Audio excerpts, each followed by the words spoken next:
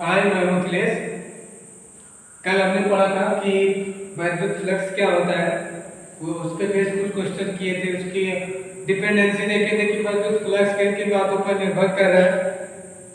तो हमने देखा था कि अगर वैद्युत क्षेत्र को अगर उनकी लाइन अगर पास पास होगी तो वहां पे वैद्युत फ्लक्स होगा वो अधिक आएगा। अगर उसका एरिया, अगर सरफेस का एरिया बढ़ाते हैं तब भी क्या होता है, वैद्युत फ्लक्स आता है वो ज्यादा मिलेगा। हमने एक क्वेश्चन भी करके देखा था। आज हम पढ़ने वाले हैं कि गॉस लॉ, उसी को बोला था गॉस थ्योरम भी बोला जाता है। तो गॉस थ्योरम शुरू करने से पहले फर्स्ट हम ये देख लेते हैं कि जो आवेश का वितरण है, डिस्ट्रीब्यूशन ऑफ चार्ज होगा वो कंटिन्यूअसली वो लीनियर के लिए क्या होगा, और सरफेस चार्ज डेंसिटी क्या है और वॉल्यूम चार्ज डेंसिटी क्या है। तो देख लेते हैं। फर्स्ट है कि लीनियर चार्ज डेंसिटी।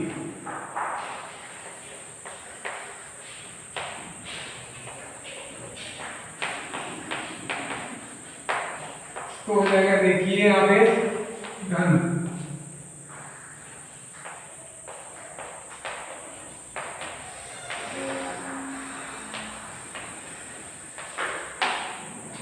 इसको हम रिप्रेजेंट करते हैं लैम्डा से। लैम्डा बराबर जो इसके लिए लिखेंगे वो अगर कोई स्मॉल चार्ज है डेल्टा क्यू और वो किसने डेल्टा एल लंबाई पर, अगर वो डेल्टा एल लंबाई पे यहाँ पे जो डेल्टा क्यू है वो डेल्टा एल लंबाई पे क्या है, चार्ज है, चार्ज का अणु है।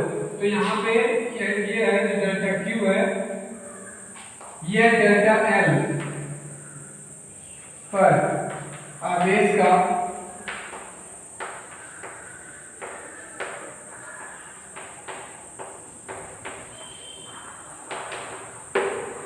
ऐसा बोल सकते हैं कि डेल्टा एल लंबाई पर जो डेल्टा क्यू चार्ज लग रहा है, डेल्टा एल लंबाई पे डेल्टा क्यू लग रहा है। डेल्टा एल लंबाई पे जो लगने वाला चार्ज है वो डेल्टा क्यू। तो लीनियर चार्ज डेंसिटी जो है वो डेल्टा एल लंबाई पे। ऐसे बोल सकते हैं कि चार्ज पर यूनिट लेंथ अगर डेल्टा एल को 1 माने तो इस पे जो चार्ज होगा वो लैम्डा। तो लीनियर चार्ज डेंसिटी है, इसका जो यूनिट यहाँ पे हम लिखेंगे तो यूनिट हो जाएगा क्या, कूलम्ब पर मीटर। इसका कूलम्ब पर मीटर, अगर SI यूनिट लेंगे तो कूलम्ब पर मीटर में हो जाएगा। सेकंड बात करेंगे तो ये सेकंड है सरफेस चार्ज डेंसिटी।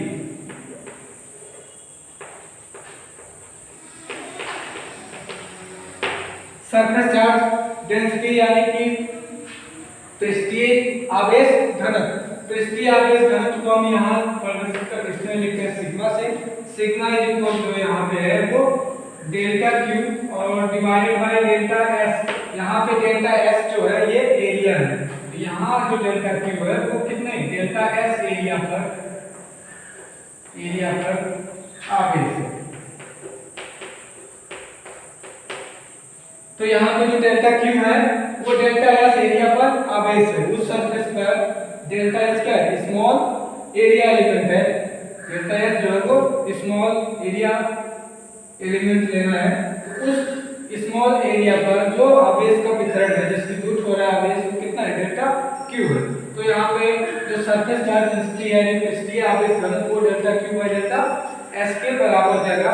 यहाँ अगर इसकी यूनिट के बारे में बात करें तो यूनिट यहाँ पे क्या लिख सकते हैं, ये डेल्टा क्यू इसका कूलम्ब हो गया, और पर डेल्टा एस चूंकि क्या है, क्षेत्रफल है, एरिया है, तो इसका ये क्या लिखेंगे, कूलम्ब पर मीटर स्क्वायर। तो यहाँ पे क्या है, कूलम्ब पर metre square.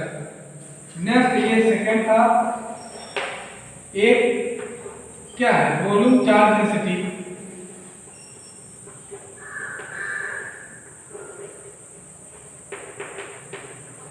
Volume charge density इसको हम रिप्रेजेंट करते हैं रो से। तो रो इज इक्वल हो जाएगा ये delta Q divided by delta we. यहाँ पे डेल्टा वी क्या है, डेल्टा वी जो होगा यहाँ पे वो वॉल्यूम है, स्मॉल वॉल्यूम एलिमेंट है, और डेल्टा क्यू यहाँ पे जो रिप्रेजेंट करेगा वो क्या करेगा, ये डेल्टा वी वॉल्यूम पर इतने आयतन पर क्या है, चार्ज होगा, इतना आवेश है, उतना आवेश है। तो डेल्टा वी वॉल्यूम पर स्मॉल वॉल्यूम में जो आवेश होगा वो डेल्टा क्यू है। यहाँ पे अगर इसकी यूनिट की बात करें तो यहाँ पे जो यूनिट हो जाएगा इसका क्या लिख सकते हैं, इसका जो यूनिट होगा वो कूलाम पर, इसका करेंगे तो क्या हो जाएगा मीटर क्यूब। तो यहाँ पे देख सकते हैं इनका यूनिट यू का डिफरेंट है, लीनियर चार्ज डेंसिटी है वो delta Q by delta L के बराबर है, इसे लैम्डा से लिखते हैं। जो सरफेस चार्ज डेंसिटी है वो delta Q by delta S है, डेल्टा एस यहाँ पे क्या है एरिया एलिमेंट है, और जो वॉल्यूम चार्ज डेंसिटी है आयतनिक आवेश घनत्व वो रो इक्वल क्या delta Q by delta we. यहाँ पे इसका जो यूनिट है वो कूलम पर मीटर क्यूब। तो जैसा सरफेस होगा हम वैसे ही कंसीडर करेंगे कि लीनियर चार्ज डेंसिटी लेना है या सरफेस चार्ज डेंसिटी है या फिर वॉल्यूम चार्ज डेंसिटी है। अब हम बात करते हैं कि कूलम्ब ला या उसी को बोला जाता है कूलम्ब थ्योरम कि क्या है।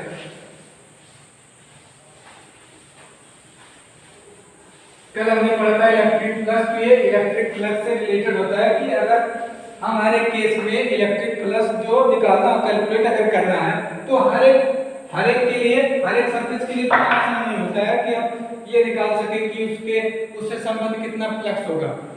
तो इसको इजीली फाइंड आउट करने के लिए ये हेल्पफुल होगा। तो यहाँ पढ़ते हैं गॉस लॉ।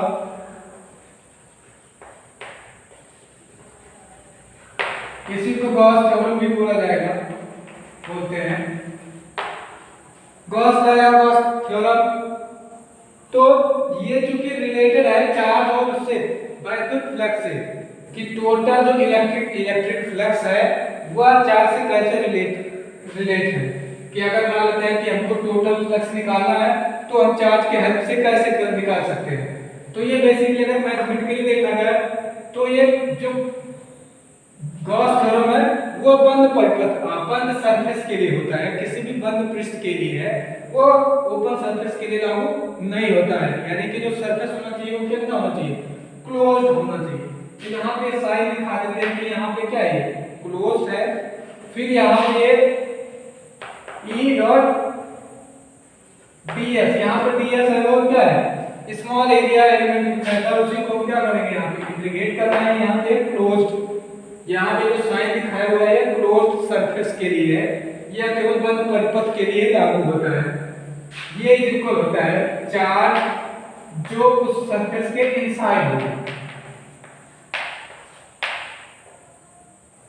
Upon epsilon. तो ये मैथमेटिकल स्टेटमेंट है गॉस थ्योरम का कि जो ये क्या है कि E डॉट ds क्या बताता है वैद्युत फ्लक्स, ds क्या है एरिया एलिमेंट है। तो इन दोनों का ये जो है वो टोटल क्या होता है ये नेट चार्ज, ये नेट फ्लक्स होता है, नेट इलेक्ट्रिक फ्लक्स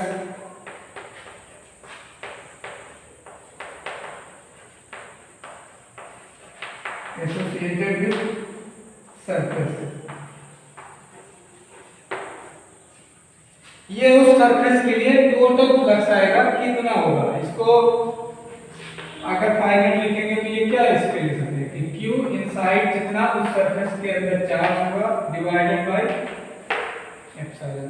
यहाँ पे Q इनसाइड या Q इनक्लोज जितना उस सरफेस पे घिरा हुआ होगा उसके इनसाइड वो यहाँ पे चार्ज लेना है कि Q कितना होगा, एप्सिलॉन परमिटिविटी है और फाइनाइट। तो ये क्या टोटल जो फ्लक्स आएगा वो हमको केवल चार्ज अगर पता हो कि उस सरफेस पे उस क्लोज सरफेस के इनसाइड कितना चार्ज है, यानी कि वो सरफेस कितना चार्ज इनक्लोज करता है वो यहाँ पे करना है और divided by epsilon not. Epsilon not की वैल्यू क्या होती है 8.85 10 टू द पावर -12 इसके न्यूमेरिकल वैल्यू रखते हैं। तो यहाँ पर फाइनाइट जो होगा वो चार्ज पे और एप्सिलॉन को पता है, चार्ज अगर हमको पता हो जाएगा तो हम यहाँ पे इजीली फाइंड आउट कर सकते हैं कि फ्लक्स जो होगा वो हम कैसे निकालेंगे। पहले भी क्योंकि फ्लक्स वाला आप ऑलरेडी पहले भी आप फार्मूला देख चुके हैं, E डॉट ds होता है, तो कैलकुलेशन करना से थोड़ा लॉन्ग प्रोसेस हो जाएगा। यहाँ पे हम इजीली फाइंड आउट कर पाएंगे केवल चार्ज को देखते हुए कि चार्ज कितना है, एप्सिलॉन नॉट से डिवाइड कर देंगे तो हमको टोटल फ्लक्स मिल जाएगा कि उस सरफेस के लिए कितना होगा। तो यहाँ पे इसका स्टेटमेंट हम यहाँ पे मैथमेटिकली लिखा हुआ है, तो इसको हम स्टेटमेंट में लिखते हैं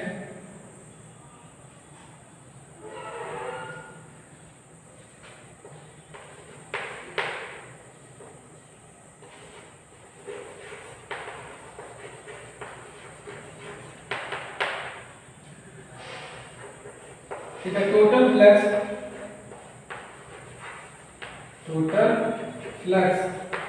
एसोसिएटेड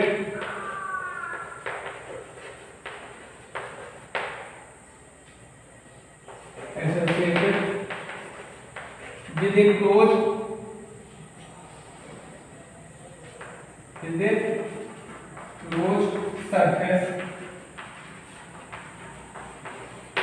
closed surface, ये किसी भी शेप के लिए वैलिड है, चाहे वो सिलेंड्रिकल हो या क्यूबिकल हो, क्यूबॉइड हो, स्फेरिकल हो, सबके तो close surface of any shape.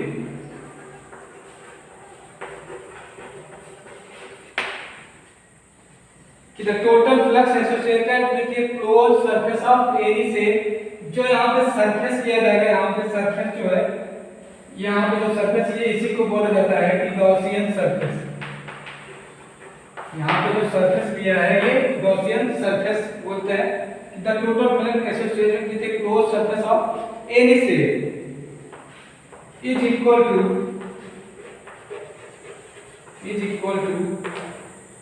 1 by epsilon naught times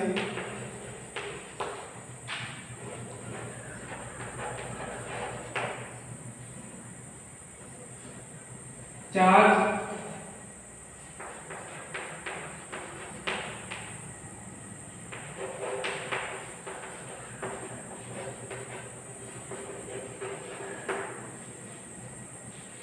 उस सरफेस से जितना चार्ज क्लोज होगा वह चार्ज लेना है, उसका 1 by epsilon naught टाइम्स।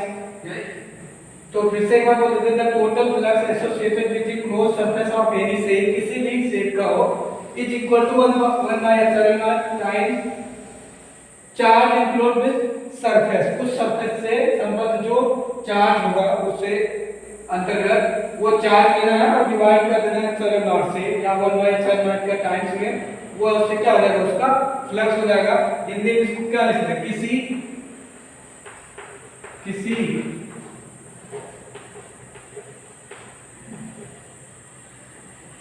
बंद पृष्ठ से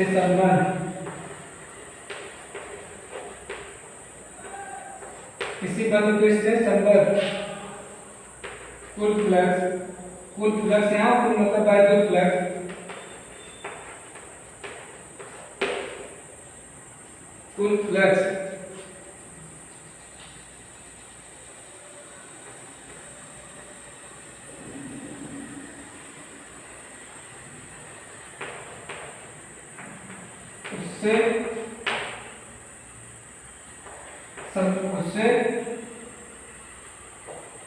उसमें उपस्थित, ऐसे लिख सकते हैं, फ्लक्स उसमें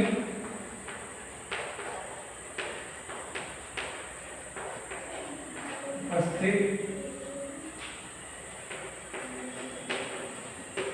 आवेश का 1 by epsilon naught गुना होता है।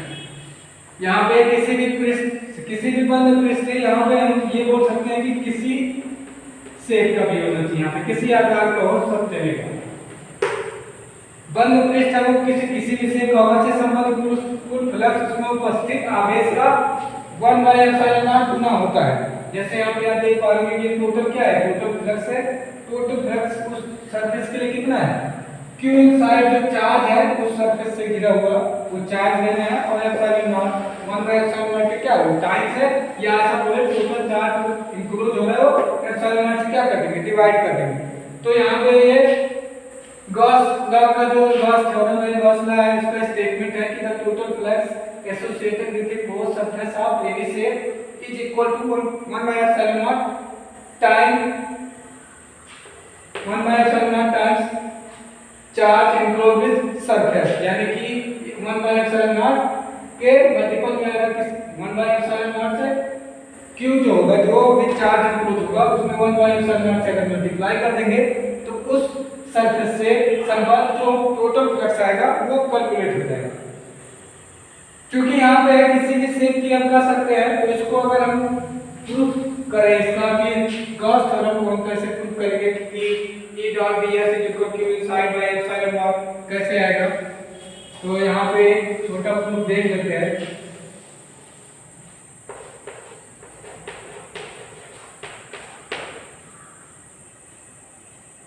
मान लेते हैं कि कोई चार्ज है पॉजिटिव चार्ज Q, यहां से R दूरी पर हमको क्या करना है, यहाँ पे जो चार्ज है प्लस Q, यहां से हमको R दूरी पर क्या निकालना है, R दूरी पर वैद्युत क्षेत्र, इस चार्ज के कारण R दूरी पर वैद्युत क्षेत्र क्या होता है, यहाँ पे हम ऑलरेडी देख चुके हैं कि E को क्या लिखते हैं, E अगर वेक्टर फॉर्म में है तो 1 बाई, अगर ये निर्वात में है तो 1 by 4 pi epsilon not into Q by क्या लिखते हैं, R cube into R vector लिखते हैं। ये वेक्टर फॉर्म में होगा कि वैद्युत क्षेत्र वेक्टर फॉर्म में क्या लिखते हैं कि कोई भी चार्ज है, पॉइंट चार्ज है, उससे R दूरी पर जो वैद्युत क्षेत्र है वो कितना आएगा, ये वेक्टर फॉर्म में है। यहाँ किस यहाँ पे वेक्टर फॉर्म में लिखा है। जब हम यहाँ पे गॉस लॉ यहाँ पे इसको प्रूफ की E डॉट ds तो हम क्या करते हैं, एक सरफेस ड्रा करेंगे। तो यहाँ से लेके यहाँ तक की दूरी कितनी है, स्मॉल r, तो स्मॉल r रेडियस का हम एक सरफेस ड्रा कर लेते हैं, सिमेट्रिकल एक स्फेरिकल। यहाँ पे और दूरी पे एक यहाँ पे चार्ज है, तो इतना रेडियस का अगर मान लेते हैं कि ये पॉइंट O है और ये पॉइंट मान लेते हैं P, तो OP रेडियस का ये क्या कर लेते हैं, गॉसियन सरफेस ड्रा कर लेंगे।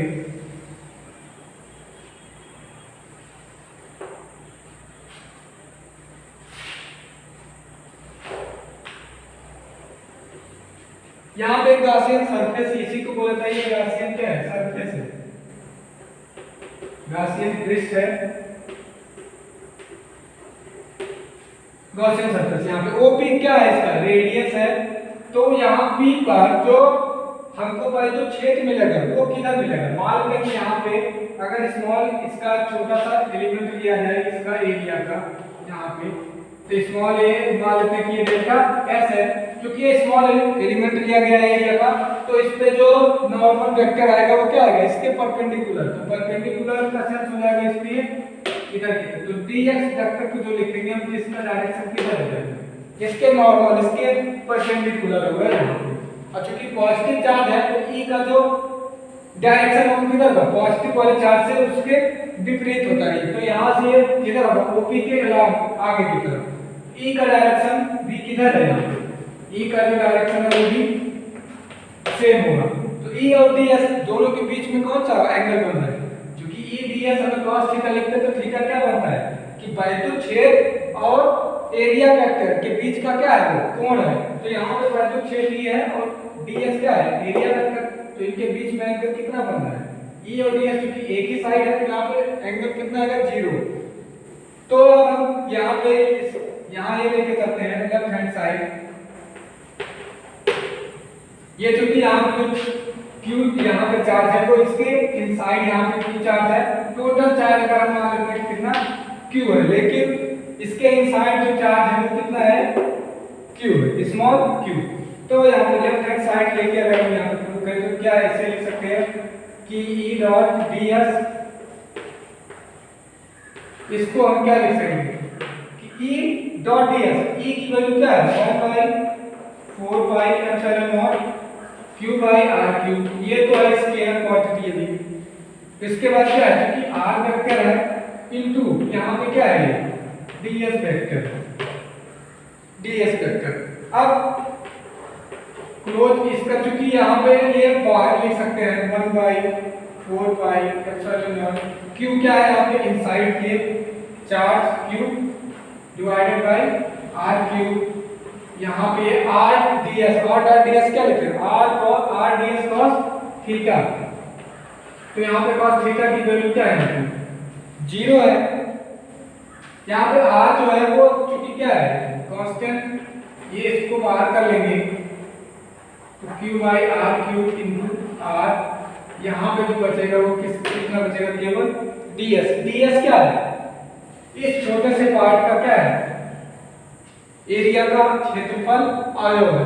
तो यहाँ पे जिसका एरिया होता है गॉसियन सरफेस का स्फेरिकल के लिए, ये है 4 पाई r स्क्वायर, 4 पाई r स्क्वायर। यहाँ पे हम इसकी वैल्यू क्या कर देंगे, पुट कर देंगे, तो 1/4 पाई एप्सिलॉन नॉट, एक r से ये यहाँ पे कैंसिल, तो q by r square into यहाँ पे क्या लिखा 4 पाई आर स्क्वायर से आर स्क्वायर 4 पाई से 4 पाई, तो यहाँ पे कितना बचा क्यू बाई एप्सिलॉन नॉट, तो यहाँ पे क्यू बाई एप्सिलॉन नॉट।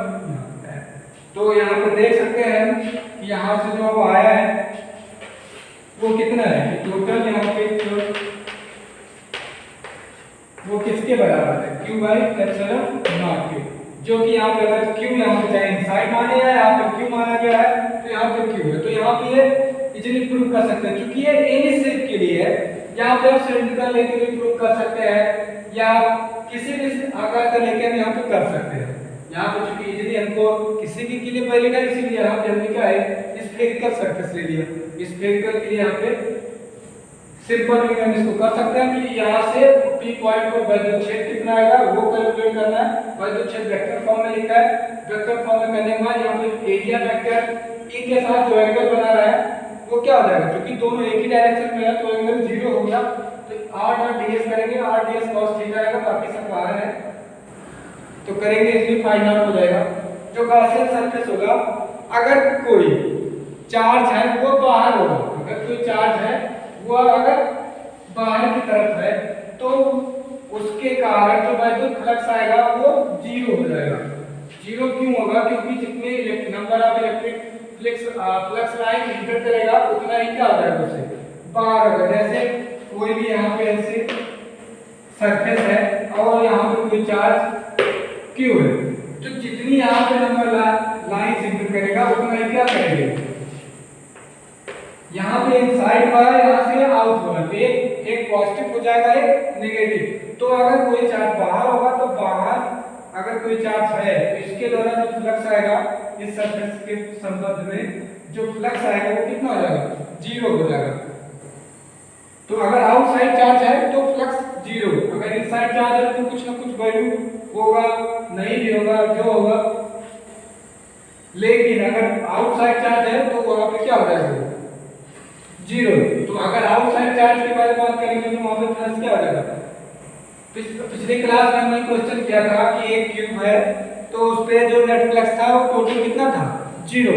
तो वहां पे चूंकि वो सरफेस के अंदर यहाँ पे रिमाइंड करवा रहे थे, यहाँ पे ऐसे लिखा तो यहाँ पे जो टोटल चार्ज था इसके इनसाइड कोई चार्ज नहीं था, तो जितना लाइन यहाँ पे इंसर्ट किया इधर उतनी लाइन क्या हो गई आउट हो गई, तो यहाँ पे टोटल फ्लक्स कितना था 0 था।